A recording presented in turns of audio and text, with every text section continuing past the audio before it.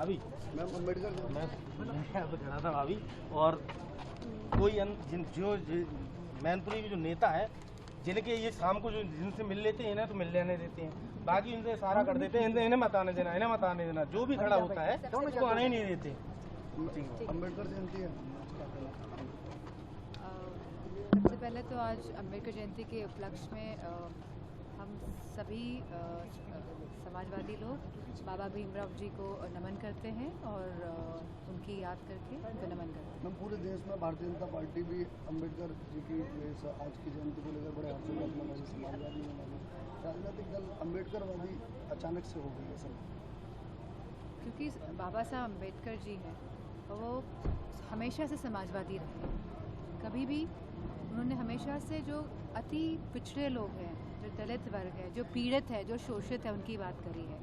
और समाजवादी की विचारधारा हमेशा से डॉक्टर भीमराव अम्बेडकर जी की विचारधारा से मेल खाती है। लेकिन जो भारतीय जनता पार्टी के लोग हैं, जो पिछली 10-15 साल से सत्ता में हैं और जिन्होंने लगातार लोगों का शोषण करा है, लगातार मंदिर धुलवाए हैं, लगातार चौराहों पर मूर्तियाँ धुलवाई हैं, तो आज कहीं ना कहीं उनको अपनी इस गलती का एहसास हो रहा होगा, मैं समझती हूँ, इसीलिए इस तरह का कार्यक्रम कर रहे हैं। लेकिन समाजवादी लोग हमेशा से अम्बेडकर जी की विचारधारा के साथ जुड़े रहे हैं और जुड़े रहेंगे। नोएडा में श्रमिक प्रोटेस्ट कर रहे हैं। सॉरी, नोएडा श्रमिक प्रोटेस्ट कर रहे हैं और बवाल चल रहा है, पथराव आज भी पथराव हुआ। नहीं, बहुत ही निराशाजनक बात है, क्योंकि सरकार जो भी मुद्दे आम जनता के, आम लोगों के सामने आते हैं उस पर ध्यान नहीं देती है, उस पर कहीं ना कहीं आंखें मूंद लेती है, अपना मुंह फेर लेती है। तो जब लोग परेशान हैं तो स्वाभाविक सी बात है कि उत्तेजित होंगे। तो ये सरकार की जिम्मेदारी बढ़ती थी कि उन मजदूरों की बात सुने और जो वो मांग कर रहे हैं उसकी बात सुन तो लेती कम से कम। तो ये बात अनसुनी भी करते हैं, लोगों पे लाठियाँ भी बरसाते हैं, डंडे भी बरसाते हैं, पथराव करती है ये नहीं है, ये करवाते भी हैं और साथ में ये बुलडोज़र भी चलवाते हैं।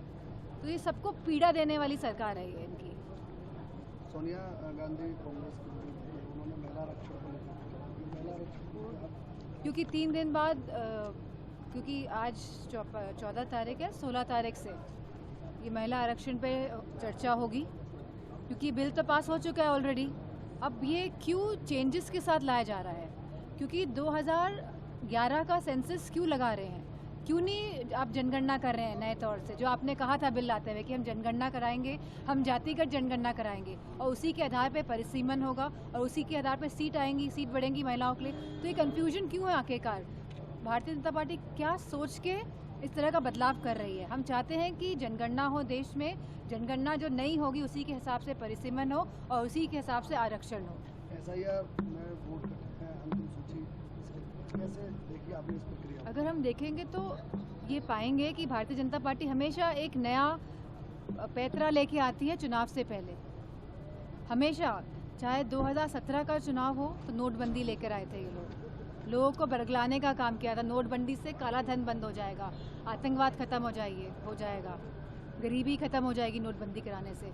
लेकिन सबसे ज़्यादा आतंकवादी घटनाएं और बहुत ही गंभीर घटनाएं, चाहे वो पुलवामा हो, चाहे वो पहलगाम हो, चाहे वो हमारे नक्सलवादी घटनाएं हो, सबसे ज़्यादा अगर ये घटनाएं हुई हैं, सबसे ज़्यादा हमने अपने जवान खोए हैं, हमारे जवान शहीद हुए हैं, हमारे पैरामिलिट्री फोर्सेस के जवान शहीद हुए हैं, तो ये भारतीय जनता पार्टी की सरकार में हुए हैं।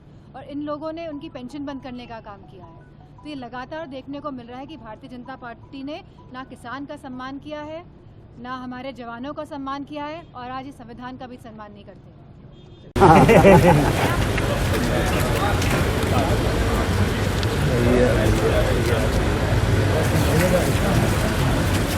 ठीक